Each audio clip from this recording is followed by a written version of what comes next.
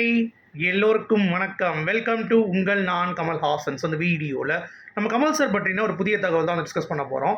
வீடியோக்குள்ளே போகிறதுக்கு முன்னாடி நம்ம சேனலில் நீங்கள் புதுசாக இருந்தீங்கன்னா கண்டிப்பாக சப்ஸ்கிரைப் பண்ணிக்கோங்க. வீடியோ மறக்காமல் ஒரு லைக் தட்டிக்கோங்க. இப்போ நம்ம வீடியோக்குள்ளே போகலாம். ஸோ இன்றைக்கி நம்ம பார்க்க போகிற முதல் டாபிக் வந்து இந்தியன் 2 படத்துக்கு ராஜேந்திரன் அப்படின்னு சொல்லிட்டு வர்மக்கலையுடைய ஆசான் வந்து பார்த்தீங்க அப்படின்னா ஒரு கேஸ் வந்து ஃபைல் பண்ணியிருந்தார். அது மதுரையில் ஜூலை 9ஆம் தேதி வந்து பார்த்தீங்கன்னா ஹியரிங்க்கு வருது அப்படின்றத சொல்லியிருந்தாங்கல்ல.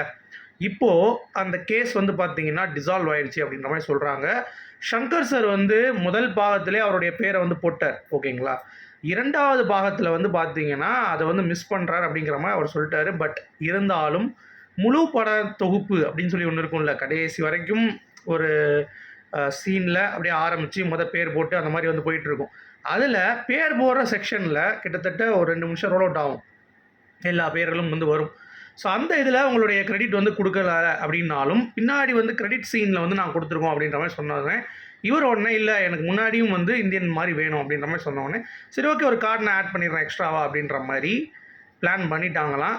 இன்னும் சென்சார் அப்படிங்கிறது ஆகலை அப்படிங்கிறது ஒரு பக்கம் இருந்தாலும் இந்தியன் 2 நான் ட்ரெயிலர் தான் பண்ணியிருக்காங்க.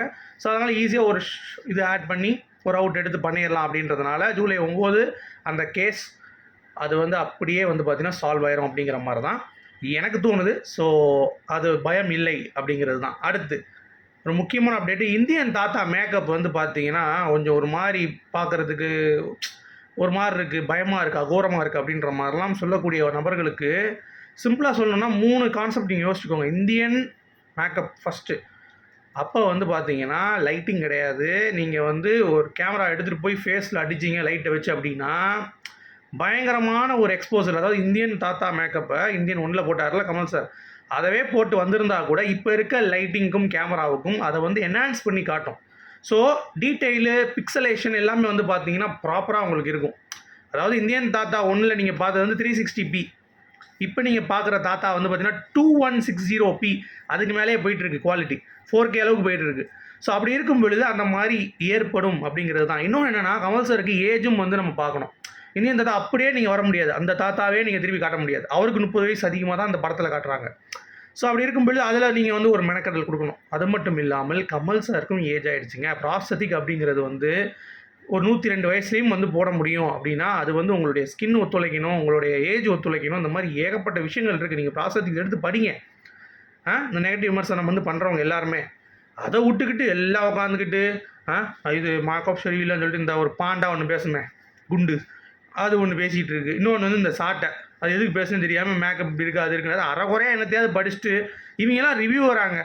ஒருத்தன் பேசுகிறான் கல்கியில் வந்து பார்த்தீங்கன்னா ஃப்யூச்சரிஸ்டிக் வாகனன்றாங்க. பிரபாஸ் என்னங்க இரும்பு பித்தளைக்கு இந்த மாதிரி ஒரு வாகனத்தில் எடுத்துகிட்டு போகிறேன் அப்படின்னு சொல்கிறாரு. ஏன்டா மூதேவி, காம்ப்ளெக்ஸ்னு ஒரு இடம் இருக்குல்ல, அங்கே வெஹிக்கிள்ஸ்லாம் பார்த்து எப்படி இருந்துச்சுன்னு. அங்கே வந்து அது ஒரு ஸ்டேட்ரா, இது வந்து பிச்சை எடுக்கிறவங்கடா இவங்க, இந்த சைடில் இருக்க குரூப்பு பவுண்டிக்கு அலையிறவங்க, சரியா. அப்படி இருக்கிறவன் பண்ண ஒரு வெஹிக்கிள் வந்து இப்படி தான் இருக்கும் அப்படின்ற ஒரு அறிவே இல்லாமல் இவங்கெல்லாம் ரிவ்யூவர்னு சொல்லி உட்காந்து ரிவ்யூ பண்ணிகிட்டு இருக்கானுங்க. இதுதான் ரொம்ப கேவலமாக இருக்குது. அதாவது ஒன்றுமே தெரியாதவன் சினிமா பற்றி எந்த ஒரு அப்டேட்டும் இல்லாதவன் ரிவ்யூவர். இது என்ன நிலைமை அப்படிங்கிறது தெரியல. சினிமாவுக்கு வந்த சோதனை தான் அப்படிங்கிறது தான். ஏன்னா கல்கியில் வந்து நிறைய நெகட்டிவ் ரிவ்யூஸ் வந்து தமிழ்லேருந்து பண்ணுறாங்க பார்த்தீங்களா. இந்த மாதிரி இது சரியில்லை அது சரியில்லை அது சரி. நீ கேமரா எடுத்து ஒரு படம் எடுத்தான் பாரு, ஆன்டி இண்டியன் ஒரு படம், ஹே தெரிச்சு போயிட்டாங்க எல்லாம் அப்படிங்கிறது தான். ஸோ அதெல்லாம் வந்து பண்ணாதீங்க, தயவு செய்து பண்ணாதீர்கள் அப்படிங்கிறது தான் என்னுடைய பாயிண்ட் ஆஃப் வியூ. அந்த புரிதல் அப்படிங்கிறது இன்னும் வர வேண்டும் இந்தியன் 2 மேக்கப் பற்றி. அது வந்து அசால்ட்டாக அப்படி அவ்வளோ தூரம் ஒர்க் பண்ணிட்டு போகிறதுனா அசால்ட்டாக அடிக்கிறானுங்க. 7 வருஷம் கஷ்டப்பட்டு ஒரு விஷயம் பண்ணுறவனை அதெல்லாம் ஒன்றும் இல்லை, எங்கள்கிட்ட ஒரு 4க்கு 4 ரூமில் உட்காந்துக்கிட்டு பேசுகிற பேச்சு அப்படிங்கிறது வந்து பார்த்திங்கன்னா கேவலமாக இருக்குது. ஸோ ரெஸ்பெக்ட் பண்ணுங்கள் அப்படிங்கிறது தான் பாயிண்ட்டு. அதனால் மேக்கப் இது இல்லை அது இல்லைன்னு ரொம்ப பேசுகிறதெல்லாம் விட்டு தள்ளுங்கள். அடுத்து கேலண்டர் சாங் இந்தியன் 2ல் வந்து பார்த்திங்கன்னா நாளைக்கு ரிலீஸ் ஆகுது வீடியோ ரிலீக்கர் சாங். ஸோ பயங்கரமாக இருக்கும். ஏன்னா அதுதான் சங்கர் சாருடைய பிரம்மாண்டத்தை காட்டும்னு நினைக்கிறேன். அந்த பாடல் நல்லாயிருக்கு. ஸோ வெயிட் பண்ணி பார்ப்போம். இந்தியன் 2 ப்ரமோஷன்ஸில் சிங்கப்பூரில் பார்த்தீங்களா ஒரு பையன் ஒரு என் கண்ணு வேணும்னு கேட்டியாமே அப்படின்ற மாதிரி போட்டு அந்த இடத்த வந்து டெரர் பண்ணிட்டாப்புல. பார்க்கும்போது எனக்கே ஆச்சரியமாக இருக்குடே, நீ தான்டா உண்மையான ஆண்டவர் ரசிகன், நாங்கள்லாம் ஒன்றுமே கிடையாது அப்படின்ற மாதிரி அந்தளவுக்கு அந்த டிஷர்ட்டை போட்டு பண்ண அலும்பல் வந்து தாங்க முடியல அப்படிங்கிறது தான் பயங்கரமாக இருந்தது. அப்புறம் மலேசியாவில் பார்த்தீங்களா நேஷ்னல் லெவல் மீடியா ஒரு நியூஸ் போடுறான். என்ன அப்படின்னா, சூப்பர் ஸ்டார் கமல்ஹாசனா. என்னடா இது சூப்பர் ஸ்டாருக்கு வந்து சோதனை அப்படின்ற மாதிரி ஆகி போச்சு. யார் சூப்பர் ஸ்டாருங்கிறது எல்லாத்துக்கும் தெரியும். கமர்ஷியல் மட்டும் கமல் சார் எடுத்திருந்தார் அப்படின்னா, சூப்பர் ஸ்டார் வந்து பார்த்தீங்கன்னா டூப் ஸ்டார் ஆயிருப்பார் அப்படிங்கிறதுலாம் ஒரு மாற்றுக்கிறதே கிடையாது அப்படிங்கிறது தான். அடுத்து கமல் சார் நெடுமுடி வேணு அவர்களுடைய கான்ட்ரிபியூஷன்ஸ் அந்த சினிமா வந்து அவர் நேசித்த விதம், அவர் கூட ஒர்க் பண்ணப்ப இந்தியன் 2 நான் தான் பண்ணுறேன் அப்படின்ற மாதிரி அவரே வந்தது. ப்ளஸ் கோவிடில் வந்து அவர் வந்து பாதிக்கப்பட்டு அடுத்த படம் ஷூட்டிங் அப்போ நான் வர முடியுமான்னு தெரியலன்னு சொல்லி அவரே வந்து பேசினப்ப நான் வந்து கேட்டு அவருக்கு ஆறுதல் சொல்லி, ஏன்னா அவ்வளோ கான்ட்ரிபியூஷன் இந்த சினிமாவுக்கு வந்து கொடுத்துருக்காரு. இந்த படத்துக்கும் அவர் வந்து அவ்வளோ பெரிய தூணாக இருந்திருக்கிறார் அப்படின்ற மாதிரி கமல் சார் பேசும்போது கண் கலங்கினதெல்லாம் வந்து ரொம்ப பயங்கரமாக இருந்தது.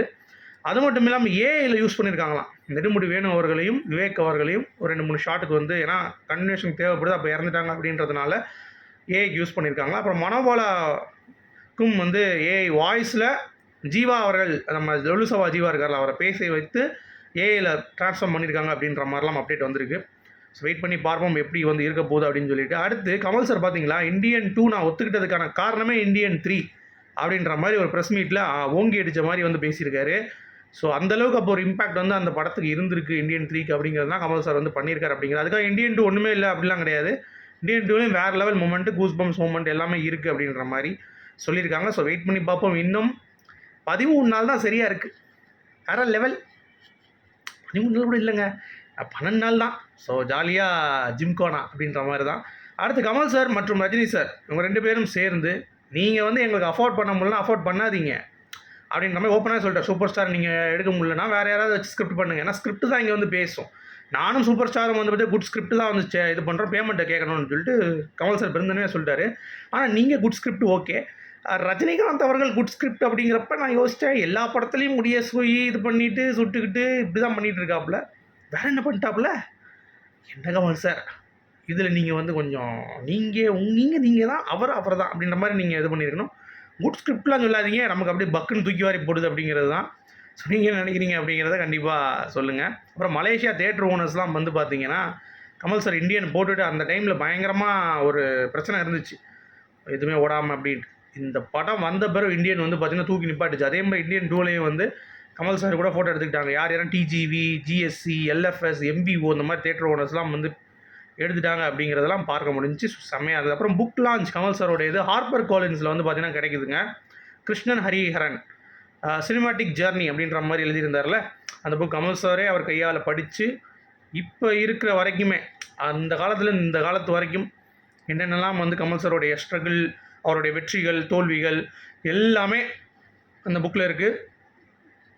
அமேசான்லேயும் அந்த புக் வந்து கிடைக்குது அப்படிங்கிறது தான் அப்டேட். ஓகேங்களா. அடுத்து T20 கமல் சார் வந்து ஆரம்பிச்சார். நான் ஒருக்கா 7:52 வேறு லெவலில் ஆரம்பிக்கும், இந்தியாக்காக நான் நிற்பேன் இந்தியன் அப்படின்ற மாதிரி ஆரம்பிச்சார் தெரியுமா. கடைசி பார்த்தீங்கன்னா கப்பை எடுத்துகிட்டு வந்துட்டாங்க சிங்கக்குட்டிக அப்படின்ற மாதிரி சொல்லி ஆகணும். ஏன்னா கமல் சார் வந்து இந்தளவுக்கு ஒரு ட்வீட் போட்டதே இல்லை. ரோஹித் சர்மாவுக்கு ஒரு ட்வீட்டு, நம்ம கோலிக்கு ஒரு ட்வீட்டு, அவங்க ரிட்டைர்மெண்ட் ஆனதுக்கான ஒரு ட்வீட், இந்த மாதிரி அவங்க என்னென்ன பெஸ்ட்டாக விளையாண்டாங்களோ, இப்போ மொஹாலியில் ஆஸ்திரேலியா எதிராக வந்து நம்ம விராட் கோலி ஆடினது, ரோஹித் சர்மா அவருடைய 2020 விளையாண்டது, ஃபஸ்ட்டு கப் எடுத்தப்போ விளையாண்டது, இந்த மாதிரியான ஹைலைட் விஷயம். அடுத்து இந்த டைமில் இப்போ விளையாண்டாங்கல்ல அந்த கேட்ச்சு, சூரியகுமார் யாதவ் பிடிச்சார், அந்த கேட்ச்லேருந்து எல்லாத்தையும் வந்து போட்டார். ஜஸ்பிரீத் பும்ராவுடைய ஓவரு, ஏன்னா தோல்வி இதில் இருந்தப்போ இதெல்லாம் வந்து வெற்றிக்கு காரணம். ஸோ நம்ம தான் இந்தியன், ஹூ ஆர் வி அப்படின்ற மாதிரி போட்டு சும்மா வேறு லெவலில் ஒரு கூஸ் பம்ப்ஸ் வந்து ஏற்படுத்திட்டார் கமல் சார் அப்படிங்கிறது தான் நம்ம பார்க்கும்போது ஒரு இதுதான். ரோஹித்தும் கோலியும் பார்த்தோன்னா அப்படியே அதிர்ச்சி அடைஞ்சிருப்பாங்க, யாரா கமல் சாரா இப்படியா அதுக்குன்னு அப்படின்ற மாதிரி, இன்னும் இறங்கி வந்துட்டாப்புல அப்படின்ற மாதிரி பேசியிருப்பாங்க. அடுத்து மக்கள் நீதி மையத்திலேருந்து வந்து பார்த்திங்கன்னா ஃபாசில் அப்படின்னு சொல்லிட்டு மாவட்ட செயலர் ஒருத்தவர், அவர் வந்து மாணவர்களை குறிவைத்து நிறையா விஷயங்கள் வந்து பண்ணிகிட்டு இருக்காருங்க. அதில் இன்றைக்கி ஸ்பெஷலாக அவரை மென்ஷன் பண்ணணும். ஏன்னா மாணவர்கள் தான் கட்சிக்கு வந்து மிகப்பெரிய ஒரு பலம். ஸோ மக்கள் நீதி மையம் அப்படின்றதே வந்து பார்த்திங்கன்னா இப்போ டிஸ்கஷன்ஸில் இல்லை, எல்லாம் டிஎம்கே தான் பேசிகிட்டு இருக்காங்க. அந்த மாதிரி சூழ்நிலையில் அவருடைய உழைப்பு அப்படிங்கிறது வந்து வேறு லெவல். ஸோ உழைக்கிறவங்களுக்கு கண்டிப்பாக நம்ம பாராட்டுகள் தெரிவிக்கணும். ஸோ கமல் சார் கண்டிப்பாக அவரை ஒரு இதாக யூஸ் பண்ணுங்கள். ஏன்னா அவர் அவ்வளோ தூரம் ஒர்க் பண்ணுறாப்புல. ஸோ அவர் இன்றைக்கி வந்து பார்த்திங்கன்னா கிட்டத்தட்ட ஒரு 10-13 பேரை மாணவர்களே மக்கள் நீதி மையத்தில் வந்து சேர்த்துருக்காரு. ஸோ இதெல்லாம் வந்து மிகப்பெரிய ஒரு விஷயம். சும்மா ஒருத்தவங்களை சேர்த்தாலே பெரிய விஷயங்க. இத்தனை பேரை வந்து போய் பேசி கேன்வாஸ் பண்ணி பேசுகிறதெல்லாம் வந்து வேறு லெவல் அப்படிங்கிறது தான். ஸோ வாழ்த்துக்கள். அடுத்து கல்கி 415 கோடி 3 நாள்லங்க, செமல. அது மட்டும் இல்லாமல் அல்லு அர்ஜுன் செம்மையாக எடுத்துருக்கீங்கப்பா, பிச்சு மேய்ஞ்சிட்டீங்க. கமலஹாசன் அவர்கள்லாம் வேறு மாதிரி சீக்கிரம் நிறையா பண்ணுங்கள் சார், உங்களுடைய சீன்ஸ் இன்னும் எதிர்பார்க்குறேன் அப்படின்ற மாதிரி அல்லு அர்ஜுன். இன்னொரு பக்கம் சிரஞ்சீவி, கமல் சார் ஆக்டிங் வேறு லெவல், நம்ம நாகேஷனோட விஷன் சூப்பர் அப்படின்னு அவர் ஒரு பக்கம் பாராட்டு மலை.